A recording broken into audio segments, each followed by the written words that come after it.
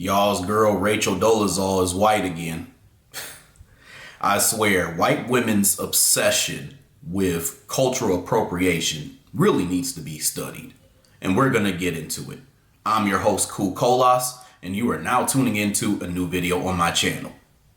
So let's go ahead and get into it. A lot of racist white women and anti-black, non-black women have these strange phases where they either emulate black culture or attempt to surround themselves with black culture in a very strange way. And what I've noticed is that there's three different archetypes that have been created as a result of them doing this. The three types of cultural appropriating white women archetypes that I see are: one, the soul pole hopper; number two, the hip hop heifer, also known as the yo yo yo homie yo female version; and then number three, the transracialist. Now I want to give you all some examples of how each of these three things show up. So in the first example, the soul pole hopper, y'all already know what that is. I ain't got to explain it to you. But when it comes to the type of white women who fit this archetype, you'll typically see these white women who will come from these small towns in the middle of nowhere, and they ain't never seen a black man before, and then they're just mesmerized. So when they see these athletes, these football players, basketball players, that type of thing, they're hopping on soul pole after every party. So that's a good example of that. Now, when we're thinking about celebrities, the type of woman who has embodied this is Kim Kardashian. So I would almost call this the Kim Kardashian effect, because let's be real, Kim Kardashian has taken down a lot of black men. She has hopped on a lot of soul pole, and it's not just Kanye West. And I'm going to name some names just so we're all on the same page. She's taken down Damon Thomas, Ray J, Nick Cannon, Reggie Bush, Odell Beckham Jr. That's a lot of black men, y'all. Now, with the hip hop heifer that I talked about, you have these white women who will try to act like they're within hip hop culture. They'll become rappers, and then they'll even embody the aesthetics in both sound and look of black women in some way. And a lot of times they'll try to appropriate the idea and the aesthetic of what a lot of black female rappers have presented. And when I say black, I'm talking about foundational black Americans. They love to try to mimic the sound, or at least their version of the sound, because it'd be sounding weird and just kind of like inaudible. And then they'll try to also embody again the look. So examples of this would be like Iggy Azalea, Miley Cyrus did her version of it. You have Bad Baby. These are all individuals who, again, are emulating black culture, and in this case, black women. Now, the third type is what we call the transracialist. Now, this is a pretty simple concept. This is the idea of a white woman cosplaying as a black woman as if she's a Halloween costume. Now, good examples of this would be, as I mentioned before, Bad Baby, because I look at a lot of her pictures and she don't even look like a white woman no more. She literally looks like a light-skinned black woman. It's kind of weird. Or a mixed black woman. It's weird. And I think she even got a fake ass and all this other stuff to even further emulate black women. Now, Bad Baby to me is a light example of transracialism, because I don't believe that that's the full intent. Now, when it comes to the heavy side, this is where Rachel Dolezal comes in. For those of you all who do not know, Rachel Dolezal is the white woman who was infamously known for pretending to be a black woman. Now, when it comes to Rachel Dolezal, she didn't just stop at pretending to be a black woman. She actually changed a lot of things about her likeness and the story that she created about herself. For one, she changed her name to, I think this is how you say it, Kichi Amer Diallo. And I hear that, I'm like, that ain't no FBA name. So it's clear that she was trying to emulate an African to a certain extent. But again, as I said before, she didn't stop there, y'all. So I want y'all to check this out for a second. And this is something that I found out by doing some research.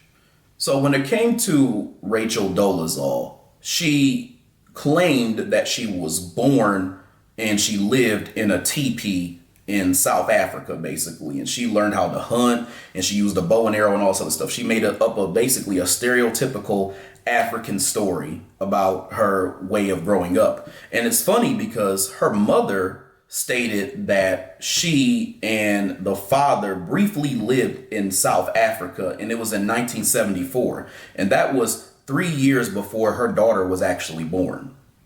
And basically what that meant was that she was making the statement that what Rachel Dolezal said was a damn lie. Also, from 2002 to 2006, her parents lived as Christian missionaries in South Africa.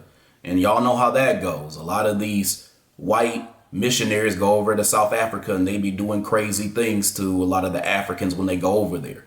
I'm not necessarily making that claim, not saying that's what her parents did, but again, there's a lot of patterns here. And what it kind of makes me feel like, and I got the tinfoil kufi on strong when I say this, the apple is probably not falling too far from the tree. Another thing that I found interesting is that she's actually from Montana. And as far as her heritage, she's German, she's Czech, and then she's Swedish. And I think about that and I'm like, damn, your ass is closer to being a damn immigrant than you are to being black. She became the president of the NAACP in Spokane, Washington, and them Sambos just let that shit happen. But that's not all, y'all. Another thing that she did too was she made claims of experiencing racist treatment while she's pretending to be a black woman in Idaho and also in Spokane, Washington. And when this happened, there were reporters who were trying to get information on basically the story and what happened. And one of the claims that Rachel Dolezal made was that a random black man was her father. And so they went and they asked this random black man, was Rachel Dolezal his daughter? And he said no. Also, in Idaho, they had this article that was released, like this press release that went out. And this reporter was trying to locate Rachel Dolezal's actual parents. And this was in June of 2015. And what they found was that even when they found her real parents, the parents actually also contradicted the claims that Rachel Dolezal had made as well too. When she was outed, she stepped down as the president of the NAACP in Spokane, Washington, and the NAACP praised her contributions to the organization. Again, those damn Sambos. Even in 2017, a few years after she was completely outed, she was basically saying that, yeah, I may have been born to white parents, but I still identify as a black woman. So at this point, she went from pretending to be a black woman to now admitting that she had lied, but then trying to double down and saying that she identifies as black. Also, another thing that I found interesting. So even before this whole transracialism trip that she went on, in 2002, there was actually an incident where she tried to sue Howard University. And I looked more into this, and her claim was that she was being discriminated against because of her race. She said it was her family responsibilities, her gender, and all this other stuff. But the main accusation was her race. And so her lawsuit claim was that she was alleging that she was denied scholarship funds, a teaching assistant position, some other opportunities, and it was because she was a white woman. And even when it came to the artwork that she did, that was removed, and she believed it was on the basis because she was a white woman. And I thought about this and I'm like, this falls in line with every single thing that the white street prophet trope and the yo, yo, yo, homie, yo does, as I've described many times before. Oftentimes, they try to get comfortable in black spaces by whatever means. And then what they do is they act like Karens once they get inside that space, and they try to destroy it for their own benefit quite often. This bitch had all types of vitriol before she tried to claim to have black skin. This bitch is a habitual liar. Of course, as you know, the rebrand didn't stop there. She went from race faker to ass shaker. She done regressed from being a transracialist to being the soul pole hopper that I talked about before. And this told me a lot about what Rachel Dolezal was trying to do. She wasn't trying to make a point about racism and how it was present and how it affects black women by pretending to be black. She was trying to get attention for herself. And she knew that the attention that she would get by doing something so shocking, whether people liked it or whether people hated it, would get her opportunities, notoriety, and ultimately money. So a lot of what she was doing was for the benefit of her. And a lot of white women in this archetype do that for that exact same reason. But the thing that I find even interesting, y'all, and this is something that I saw. Do you know that this woman is listed as being an activist? Shit ain't no different than when the damn KKK was being listed as a religious organization. I mean, they don't care about religion. They care about hating motherfucking black people. That's what a lot of these loser ass white women do. These racist loser ass white women. They tried to steal the likeness, the looks, and other things related to black culture for their own gain so they can get a bag. And then they try to remove themselves from it when they're done. And they do that because they don't have any type of talent. They don't have any type of skill. And honestly, they have no type of worth on this planet. But the thing that y'all need to understand about white women and cultural appropriation is that it's a two-step process. The first process is them, again, finding an archetype that fits within that cultural appropriation umbrella.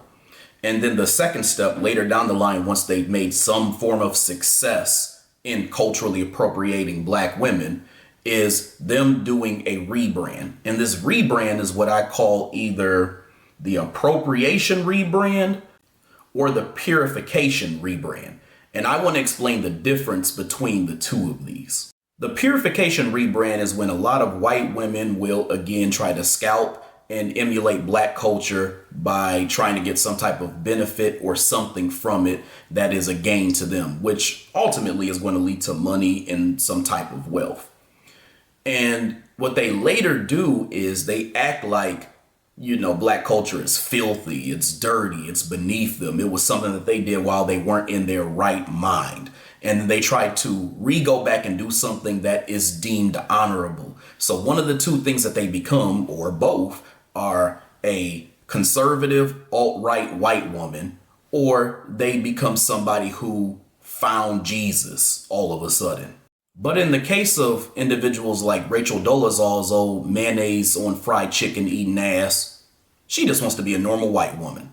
And that's where the appropriation rebrand comes in. She doesn't want to be this alt-right person. She doesn't want to be this conservative white woman. She wants to be a regular white woman now. She wants to be able to take what she got from black culture, make something of herself out of it, and then turn back to what she perceives as a normal life. The thing that you have to understand about these racist appropriating white women is that they're like the porn stars of the racist world. They get their rocks off and their huge break by doing something taboo and outrageous and then leaving that industry to become a different person. They build a different life. They write these inspirational quotes and shit on their social media, and they try to act like there's this newfound, better than they once were, really sometimes better than everybody person. And they try to rebrand themselves into something that's more pure. Recently, Rachel Dolezal had made a post on social media where she presented herself like an actual white woman. She was no longer trying to look like a black woman, emulate the likeness of a black woman, or anything like that. Rachel Dolezal literally went from acting like Tyler Perry to looking like Katy Perry. To be real with y'all, something don't sit right with me about her walking around here, living her best life after being a useless racist appropriator, a liar, and a thief. In my opinion, this bitch is just a mayonnaise encrusted Eddie Guerrero. All she does is lie, cheat, and damn steal. And for those of you all who are watching this and you're in that can't people grow crowd, I'm just going to say this. I don't want to hear that bullshit. And here's the reason why. When a black man is an ex-con and he tries to get a job and nobody gives him a chance, he doesn't get the opportunity to rebrand. He doesn't get the opportunity to grow. That shit stays with him. And oftentimes, even if it gets expunged, he still has to deal with the reality of being a black man who is basically starting from the bottom and also has all of this stuff that he deals with just by being a black man in a racist world. So I don't want to hear about Becky Sue's mayonnaise eating ass trying to grow from either being a racial appropriator or a hoe. All right, y'all. Hope you enjoyed this video. I hope you enjoyed what I had to say, and I definitely will have more to come. So make sure you stay tuned. In the meantime, I would love it if you like this video, subscribe, share, and also hit the bell icon so you get notifications for whenever I come out with new content on this channel. And also leave me a comment below. That way I can get back to whatever it is that you had to say about this topic. Other than that, I will talk to y'all later. Peace out, y'all.